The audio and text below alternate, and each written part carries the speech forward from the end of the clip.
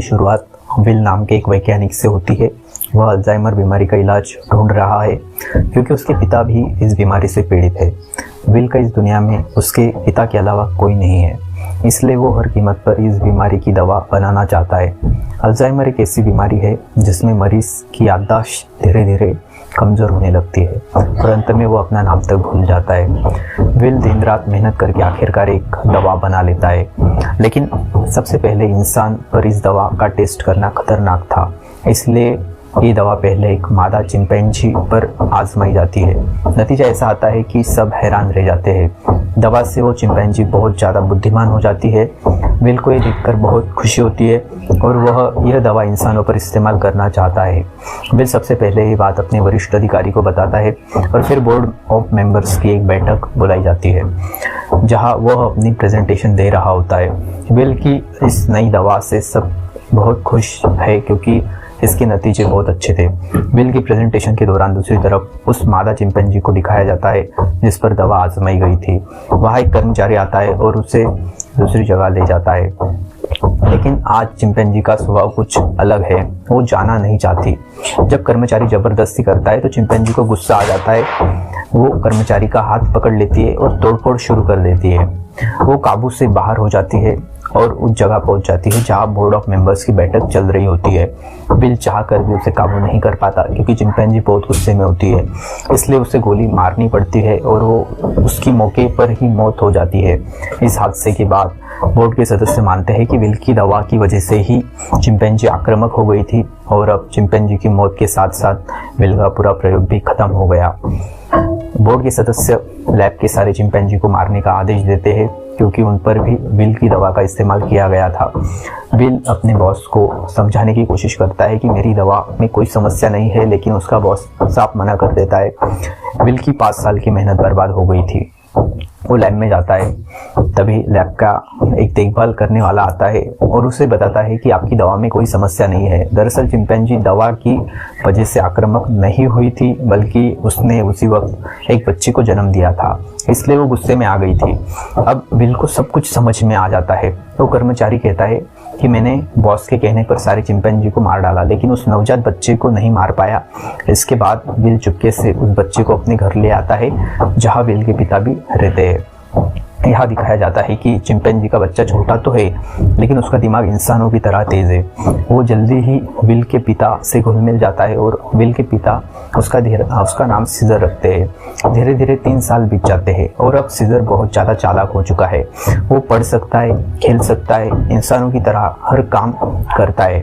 बस वो इंसानों की तरह बोल नहीं सकता, लेकिन उनकी बातचीत अच्छी तरह समझ सकता है।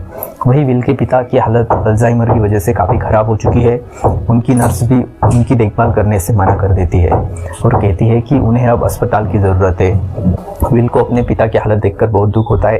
अगले दिन वो लैब से चुपके से वो दवा ले आता है जो उसने सीजर की माँ और दूसरे चिंपैंजी को दी थी, और इस बार उसने खास तौर पर अपने पिता की बीमारी के लिए बनाई थी। वो जानता था कि उसके पिता का बचना मुश्किल है, इसलिए वो ये जोखिम उठाता है और अपने पिता को अल्जाइमर की दवा का इंजेक्शन लगा देता है। विल के पिता इस दवा को इस्तेमाल करने वाले पहले इंसान बनते हैं। विल रात भर सो नहीं पाता और अगली सुबह वो देखता है कि उसके पिता पियानो बजा रहे हैं। वो पूरी तरह ठीक हो चुके हैं। विल बहुत खुश होता है, मतलब उसकी दवा ने काम कर दिया है। वही सीजर को दिखाया जाता है जो खिड़की से बच्चों को साइकिल चलाते देखता है। सीजर का भी मन करता है कि वो भी साइकिल चलाए, इसलिए वो पड़ोस के घर में चला जाता है, लेकिन उस घर का मालिक बहुत कठोर इंसान है। वो सीजर को देख लेता है और उसे मारने के लिए बेसबॉल का बैट लेकर हमला कर देता है, लेकिन इससे पहले कि वो उसे मारता, विल और उसके पिता सीजर को बचा लेते हैं। विल पड़ोसी को समझाने की कोशिश करता है कि ये सिर्फ खेलने की कोशिश कर रहा है, इससे कोई खतरा नहीं है। पड़ोसी कहता है कि ये मेरे बच्चों को नुकसान पहुंचा सकता है और अगर ये दोबारा आया तो मैं इसे मार दूंगा। सीजर के पैर में चोट लगी होती है, इसलिए विल उसे डॉक्टर कैरोलिन के पास ले जाता है। कैरोलिन को पता चलता है कि सीजर बहुत ज़्यादा बुद्धिमान है क्योंकि वो विल से इशारों में बात कर रहा होता है। जल्द ही विल और डॉक्टर कैरोलिन की दोस्ती हो जाती है। कैरोलिन को सीजर बहुत पसंद आ जाता है और वो विल के घर आना शुरू कर देती है। वहाँ उसे पता चलता है कि सीजर हमेशा घर पर रहता है, उसे बाहर नहीं ले जाया जाता, इसलिए वो हमेशा खिड़की से बाहर देखता रहता है। कैरोलिन विल से कहती है कि हमें उसे बाहर ले जाना चाहिए। विल को ये विचार पसंद आता है और अगले दिन वे सीजर को पास के रेडवुड नामक जंगल में ले जाते हैं।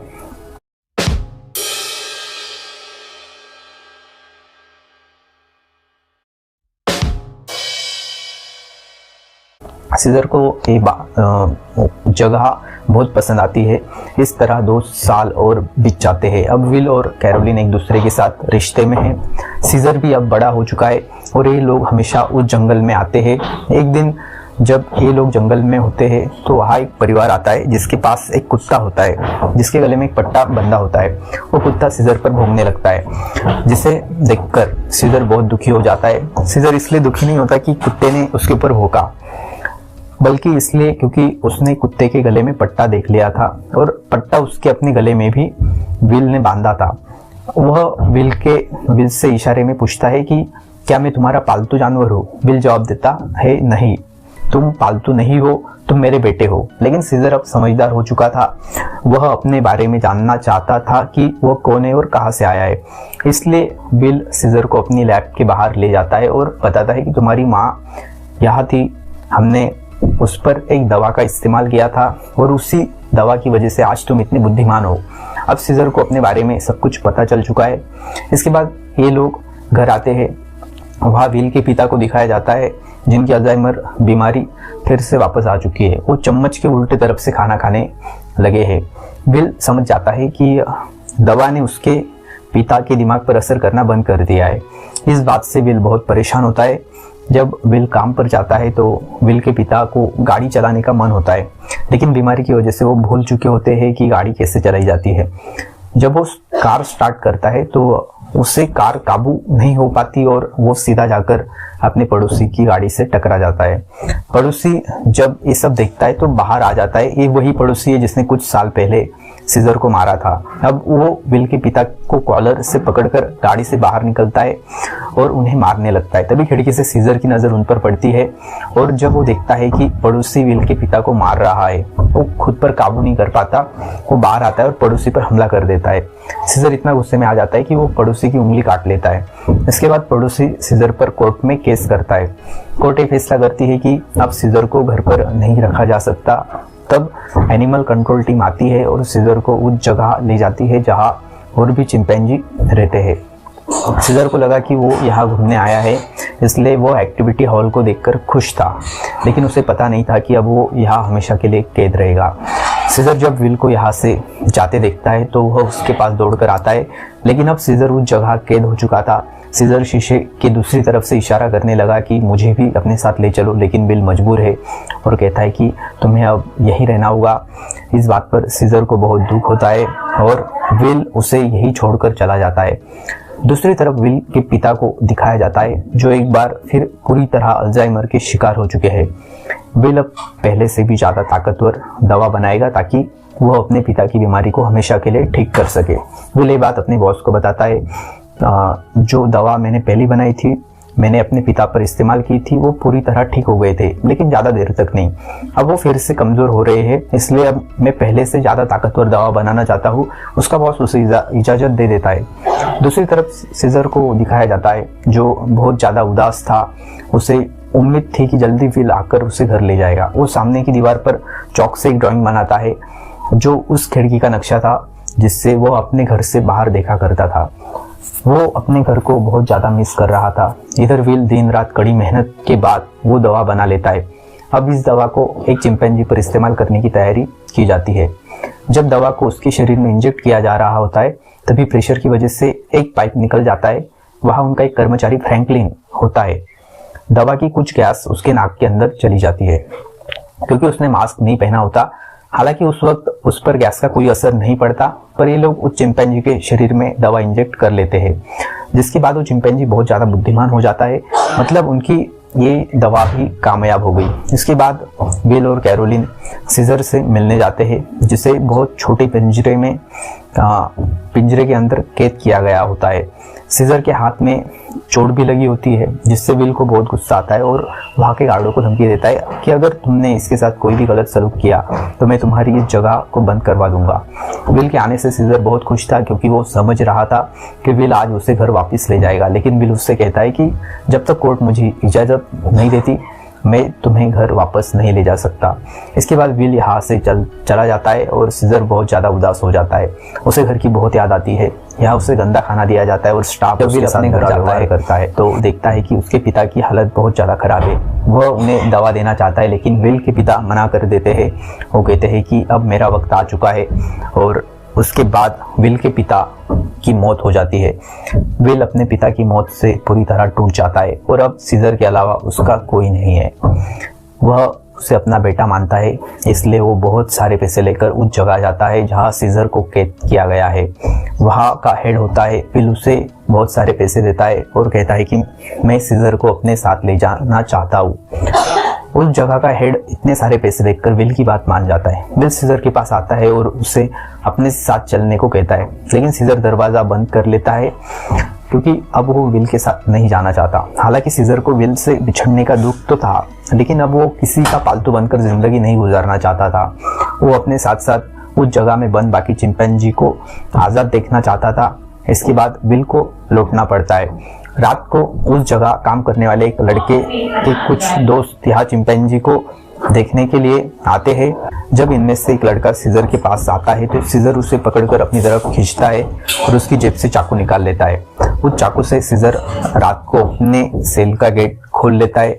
इसके बाद वो सेल से निकलकर चुपके से छत के रास्ते से होते हुए सीधा विल के घर पहुंच जाता है। यहाँ उसे वो नई दवा मिल जाती है जो विल ने अल्जाइमर के नए मरीजों के लिए बनाई थी। अब इस दवा को लेकर वह वापस उसी जगह आ जाता है जहाँ बाकी चिंपैंजी को कैद किया गया है और वह उस दवा को खोल देता है, जिससे सारी गैस चिंपैंजी सांस के जरिए अंदर ले लेते हैं। जिसके बाद सभी चिंपैंजी सीजर की तरह बुद्धिमान हो जाते हैं।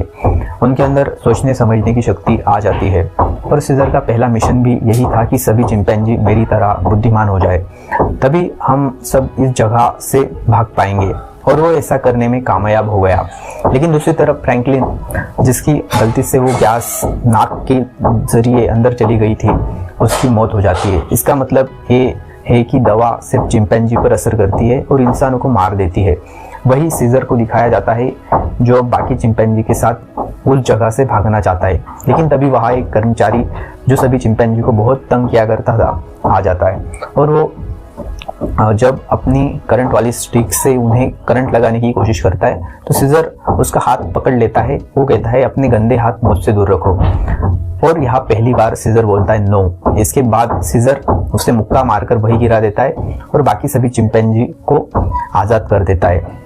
वो कर्मचारी उठकर एक बार फिर अपनी इलेक्ट्रिक स्टिक लेकर उनकी तरफ बढ़ता है, लेकिन सीजर उस पर पानी की तेज धार छोड़ देता है, जिससे उसे करंट लगने से उसकी मौत हो जाती है। इसके बाद सीजर सभी चिंपैंजी को लेकर पास के चिड़ियाघर में पहुंच जाता है। वह वहां के सभी चिंपैंजी को आज़ाद करके अपने टीम में शामिल कर लेता है और अब ये सभी विल की लैब में पहुंच जाते हैं। वहाँ भी बहुत सारे चिंपैंजी होते हैं। ये उन्हें भी आज़ाद कर देते हैं और अब इनकी सबकी एक टीम बन चुकी है। वही विल जिसे सीजर की बहुत ज़्यादा याद आती है, वह उस जगह कॉल करता है जहाँ सीजर को कैद किया गया था, लेकिन उसका कॉल कोई रिसीव नहीं करता, इसलिए वो जल्दी से कैरोलिन के साथ वहाँ पहुँच जाता है। वे देखते हैं कि यहाँ तो एक भी चिंपैंजी मौजूद नहीं है। तभी उन्हें एक घायल कर्मचारी दिखाई देता है। विल उससे पूछता है कि यहाँ क्या हुआ। वो बताता है कि तुम्हारा सीजर सबको अपने साथ ले गया और वो पहली बार बोला भी था। ये सुनकर विल बहुत ज्यादा परेशान हो जाता है और अब वो समझ जाता है कि सीजर अपने सभी साथियों के साथ रेडवुड जा रहा है, जहाँ बचपन में उसे ले जाया करता था। सीजर शहर के रास्ते से अपने साथियों के साथ आगे बढ़ रहा होता है। रास्ते में एक पुल आता है जहां पुलिस उनका रास्ता रोक लेती है और इसके बाद चिंपैंजी और पुलिस के बीच में एक बहुत बड़ी लड़ाई होती है। हालांकि सीजर का मकसद इंसानों को चोट पहुंचाना नहीं था, बल्कि अपने चिंपैंजी भाइयों को आज़ाद करके उन्हें रेडवुड जंगल तक पहुंचाना था। उन पर हेलीकॉप्टर से हमला किया जाता है और सब सीजर को नुकसान पहुंचने वाला होता है। तभी वहाँ एक गोरिल्ला हेलीकॉप्टर के ऊपर कूद जाता है और हेलीकॉप्टर को क्रैश कर देता है, जिससे उसकी जान चली जाती है और तभी वहाँ कोबा नामक चिंपैंजी आता है। कोबा वही चिंपैंजी है जिसके शरीर पर लैब में प्रयोग किया गया था। वह उस आदमी को मार देता है जो हेलीकॉप्टर से उन पर गोलियां चला रहा था। यहाँ जब एक गोरिल्ला एक पुलिस वाले को चीरने वाला था तब सीजर उसे रोक देता है, क्योंकि सीजर पुलिस वालों को रोकना चाहता था, उन्हें मारना नहीं। अब इस भी पुल को पार कर रेडवुड पार्क पहुंच जाते हैं, जहां विल भी कुछ देर में पहुंच जाता है। वो सीजर को आवाजें देने लगता है। इस दौरान एक दूसरा चिंपैंजी विल पर हमला करने वाला होता है कि तभी सीजर उसे रोकता है। विल सीजर से कहता है कि तुम मेरे साथ घर चलो, नाराजगी छोड़ दो, नहीं तो पुलिस तुम सबको मार देगी। सीजर विल को अपने गले लगाता है और उसके कान में कहता है कि अब यही मेरा घर है। और विल समझ जाता है कि सीजर को उसकी दुनिया मिल चुकी है, वह उसके साथ वापस नहीं आएगा। विल सीजर से कहता है ठीक है, ये तुम्हारी जिंदगी है, जी लो इसे। इसके बाद विल सीजर को यही छोड़कर चला जाता है। अब सीजर और उसके साथियों की यह एक नई दुनिया है और सीजर इन सब का नेता है। वही हमें विल के पड़ोसी को दिखाया जाता है जिसकी उंगली सीजर ने काटी थी और अचानक उसके नाक से खून निकलने लगता है। दरअसल फ्रैंकलिन जो विल का सहकर्मी था, जिसने प्रयोग के दौरान गैस सांस के जरिए अंदर ले ली थी, वह यह सब कुछ बताने के लिए विल के घर आया था। लेकिन विल घर पर न होने की वजह से फ्रैंकलिन उसके पड़ोसी के पास गया। अचानक उसे खांसी आई जिससे खून के छींटे पड़ोसी पर गिर गए और अब वह भी उस वायरस से संक्रमित है। दरअसल वो एक पायलट होता है जो अंतरराष्ट्रीय उड़ानें उड़ाता है। इसका मतलब ये वायरस पूरी दुनिया में फैल जाएगा जिससे पूरी दुनिया बदल जाएगी, और ऐसा ही होता है। इस फिल्म का दूसरा भाग 2014 में आया था, जिसमें दिखाया जाता है कि वायरस को फैले हुए आज 10 साल हो चुके हैं और दुनिया में इंसानों की बहुत बड़ी आबादी खत्म हो चुकी है। यहाँ एक तरफ इंसानों की आबादी कम हो रही थी, दूसरी तरफ चिंपैंजी की पीढ़ी बढ़ती जा रही थी। ये सभी उस जंगल में पूरी तरह फैल चुके थे और सभी अब पहले से भी ज़्यादा ताकतवर हो चुके थे। यहाँ हमें सीजर को दिखाया जाता है, वो अब भी सभी चिंपैंजी का नेता है और इस जंगल में सीजर का ही राज चलता है। इस जंगल में अब इंसानों का आना मना है। सीजर का एक बेटा हो चुका है जिसका नाम ब्लू आई है। एक दिन सीजर का बेटा जब अपने दोस्त के साथ जंगल में घूम रहा होता है, तभी उनके पास एक इंसान आ जाता है जो जंगल में अपनी टीम के साथ हाइड्रो इलेक्ट्रिक डैम देख रहा होता है ताकि पूरे शहर को बिजली दोबारा से दी जा सके। और ये डैम चिंपैंजी के इलाके में है। वो आदमी जब सीजर के बेटे ब्लू आई और उसके दोस्त को देखता है तो बहुत ज़्यादा डर जाता है और अपनी बंदूक निकाल लेता है। सीजर का बेटा भी घुराने लगता है। वो आदमी डरकर गोली चला देता है, जिससे सीजर के बेटे का दोस्त घायल हो जाता है।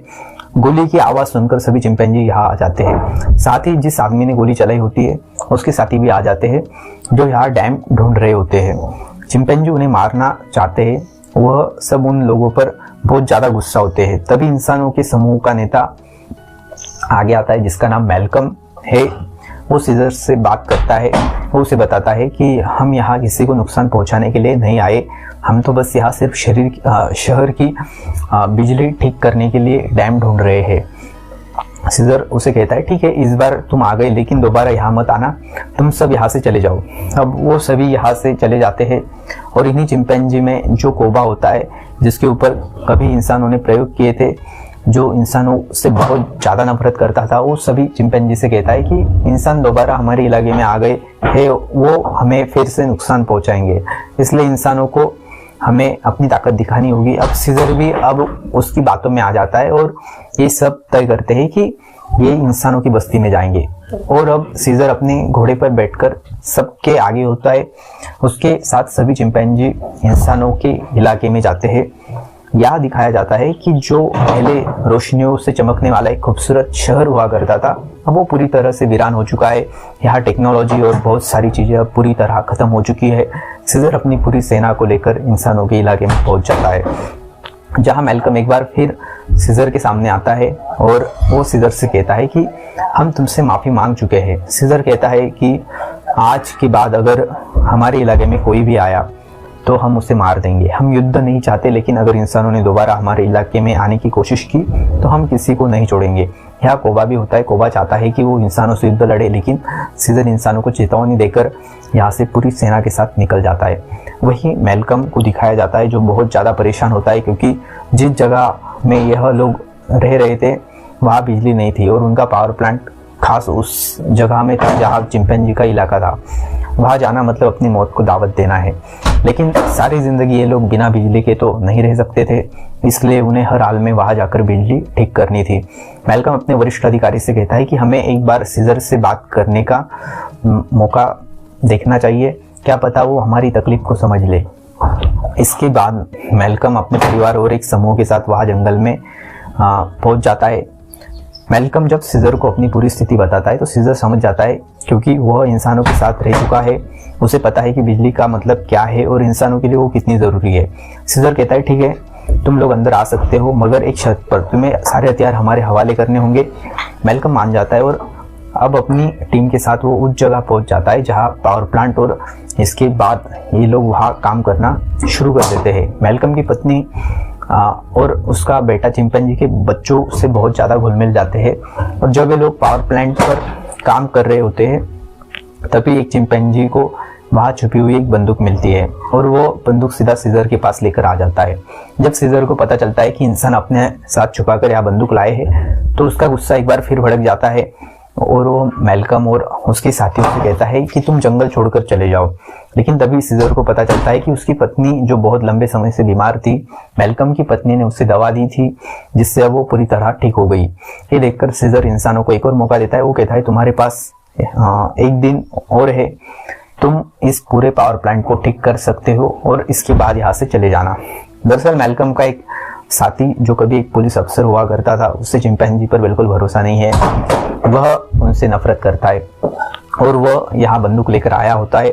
उनके पास और भी बंदूकें होती है और जब ये लोग बंदूक एक दूसरे को पास कर रहे होते हैं तो ऊपर से कोबा देख लेता है। कोबा गुस्से से लाल हो जाता है कि ये इंसान तो बिल्कुल भरोसे लायक नहीं है और कोबा इंसानों से बहुत ज़्यादा नफरत करता है और वो जल्दी से सीजर के पास जाता है और उससे बताता है कि इंसानों के पास और भी हथियार है, इंसान भरोसे लायक नहीं है, तुम्हें उन्हें हमारे इलाके से निकालना होगा। जिस पर सीजर उसे सब्र रखने को कहता है। इस बात से कोबा को गुस्सा आता है। वो कहता है तुम्हें अपने साथियों की बिल्कुल परवाह नहीं है, तुम इंसानों से प्यार करते हो क्योंकि तुम भी उन्हीं में से एक हो। और अब सीजर को इस बात पर गुस्सा आता है और वो कोबा पर हमला कर देता है। सीजर उसे बहुत बुरी तरह घायल कर देता है। कोबा बदले की आग में जलने लगा। वो यहाँ से सीधा उस जगह जाता है जहाँ इंसान और उनके हथियार थे। वो वहाँ से इंसानों के हथियार लेता है और बहुत सारे इंसानों को मार देता है। उन्हें मारने के बाद वापस अपने इलाके में आता है जहाँ वो अपने ही चिंपैंजी के कई घरों को आग लगा देता है और जब मौका देखता है कि सीजर बिल्कुल अकेला है, उसके पास कोई भी नहीं है, वो चुपके से सीजर को भी गोली मार देता है। सीजर वही झाड़ियों में गिर जाता है। इसके बाद कोबा सभी चिंपैंजी के पास जाता है और कहता है कि इंसानों ने हमारे घर जला दिए और हमारे नेता सीजर को भी मार दिया। वो हम पर हमला कर रहे हैं, हमें उन्हें सबक सिखाना होगा। कोबा इंसानों के खिलाफ युद्ध का ऐलान कर देता है। साथ ही वो ये भी ऐलान करता है कि अब मैं तुम सबका नेता हूँ। इसे सब नेता मान लेते हैं और इंसानों से युद्ध लड़ने के लिए तैयार हो जाते हैं। दूसरी तरफ इंसानों को दिखाया जाता है जहाँ उनके घरों में अब लाइट आ चुकी होती है क्योंकि पावर प्लांट ठीक हो चुका होता है। वो सब एक साथ मिलकर आनंद मना रहे होते हैं। वहीं कोबा अपनी पूरी सेना के साथ उस जगह पहुंच जाता है जहाँ इंसानों के हथियार है। सबसे पहले वो ये चिंपैंजी इंसानों के हथियार को लूटते हैं और इसके बाद उन्हीं हथियारों से इंसानों पर हमला कर देते हैं। कई इंसानों को मार दिया जाता है। यहाँ वो छोटा चिंपैंजी भी होता है जिसे जंगल में एक इंसान ने गोली मारी थी और अब कोबा उसे हथियार देता है और कहता है कि तुम्हें इंसानों को मारना होगा, पर वो मना कर देता है क्योंकि सीजर ने उसे सिखाया था कि कभी भी किसी भी इंसान पर बिना वजह हमला मत करना। और जब वो बच्चा कोबा का आदेश नहीं मानता तो कोबा उसे मार देता है। साथ ही जो चिंपैंजी उसका हुक्म नहीं मानते वो उन्हें कैद कर लेता है। वही जंगल में मैल्कम और उसकी पत्नी शहर की तरफ आ रहे होते हैं। तभी वहाँ उन्हें सीजर दिखता है जो बहुत बुरी तरह से घायल होता है। वो सीजर को अपनी गाड़ी में बैठाकर अपने घर ले जाते हैं और उसका इलाज करते हैं और सीजर का अच्छी तरह ख्याल रखते हैं, जिससे सीजर की जान में दोबारा जान आ जाती है। सीजर के होश में आने के बाद वो उन्हें बताता है कि मेरे ऊपर हमला मेरे साथी ने ही किया है जिसका नाम है कोबा। मैल्कम को भी यहाँ पूरी बात समझ में आ जाती है। सीजर पूरी तरह ठीक नहीं था, इसलिए उसे पूरी तरह ठीक करने के लिए मैल्कम दवा लाने के लिए स्टोर पर जाता है और तभी उसके सामने सीजर का बेटा आ जाता है जिसके हाथ में बंदूक होती है। वो मैल्कम को शूट करने ही वाला होता है। तभी मैल्कम उसे बताता है कि तुम्हारे पिता सीजर अब भी जिंदा है और हमारे पास है और उन्हें किसी और ने नहीं बल्कि कोबा ने शूट किया है। इसके बाद मैल्कम सीजर के बेटे को अपने घर ले आता है, वो अपने पिता को जिंदा देखकर बहुत खुश होता है। सीजर का बेटा सीजर को बताता है कि किस तरह कोबा ने अपने आप को नेता बनाया और उसने बाहर की दुनिया में मासूम लोगों की जान ली। सीजर के बेटे को भी अब पता चल चुका है कि उसके पिता सीजर पर किसी और ने नहीं बल्कि कोबा ने गोली चलाई। इसलिए अब वो वापस उसी जगह जाता है जहां कोबा ने इंसानों को और बहुत सारे चिंपैंजी को बंदी बनाकर रखा है। सीजर का बेटा सबको आज़ाद कर देता है। मैल्कम भी उनका साथ देता है और वो उन सबको टावर के अंदर ले आता है, जहाँ उसकी मुलाकात वही पुलिस अफसर से होती है। वो अफसर मैल्कम को बताता है कि बिजली आने के बाद मैंने रेडियो से आर्मी के साथ संपर्क कर लिया है और बहुत जल्द बहुत बड़ी आर्मी की सेना यहाँ आने वाली है और सभी चिंपैंजी का खात्मा कर देगी। साथ ही वो ये भी बताता है कि मैंने टावर के ऊपर बहुत सारे बम फिट कर दिए हैं ताकि जब चिंपैंजी टावर के ऊपर चढ़ेंगे तो मैं बम को ब्लास्ट करके उन सब चिंपैंजी को मार दूंगा। हालांकि इसमें उसकी खुद की भी जान चली जाएगी। उसके हाथ में रिमोट कंट्रोल होता है और अब ये देखने के बाद मैल्कम और सभी इंसान वहां से भागना शुरू कर देते हैं। वही सीजर को दिखाया जाता है जो अपने अब यहाँ पहुंच चुका है। उसका सामना कोबा से होता है और कोबा और उसके बीच लड़ाई शुरू हो जाती है। सीजर को जिंदा देखकर बाकी चिंपैंजी भी कोबा की गद्दारी को जान चुके हैं। वही हमें उस पुलिस अफसर को दिखाया जाता है जो टाउन के एक हिस्से को बम से ब्लास्ट कर देता है, जिसमें कई सारे चिंपैंजी मारे जाते हैं। लेकिन कोबा, सीजर और उसके कई साथी अब भी जिंदा है। जब कोबा देखता है कि बहुत सारे चिंपैंजी वापस सीजर को सपोर्ट करने लगे हैं तो वो उन सब पर गोलियां चलाना शुरू कर देता है। तभी सीजर काफी ऊंचाई से कोबा पर हमला कर देता है और उसे इमारत से नीचे धकेल देता है। कोबा लोहे की रेलिंग से लटक जाता है। अब वो सीजर से कहता है प्लीज मुझे बचा लो। जिसके बाद सीजर उसका हाथ पकड़ लेता है, लेकिन कोबा ने जो किया उसे वो माफ नहीं किया जा सकता। इसलिए सीजर उसका हाथ छोड़कर उसे नीचे गिरा देता है, जिससे उसकी मौत हो जाती है। और अब मैल्कम और सीजर एक दूसरे के सामने होते हैं। ये दोनों एक दूसरे से हाथ मिलाते हैं, यानी कि ये दोनों अब अच्छे दोस्त हैं, जैसे कभी सीजर और विल हुआ करते थे। मैल्कम सीजर को बताता है कि बहुत जल्द यहाँ आर्मी आने वाली है, तुम सबको यहाँ से निकलना होगा ताकि इस जंग को रोका जा सके। सीजर कहता है कि अब इंसानों और चिंपैंजी के बीच युद्ध है, उसे कभी खत्म नहीं किया जा सकता।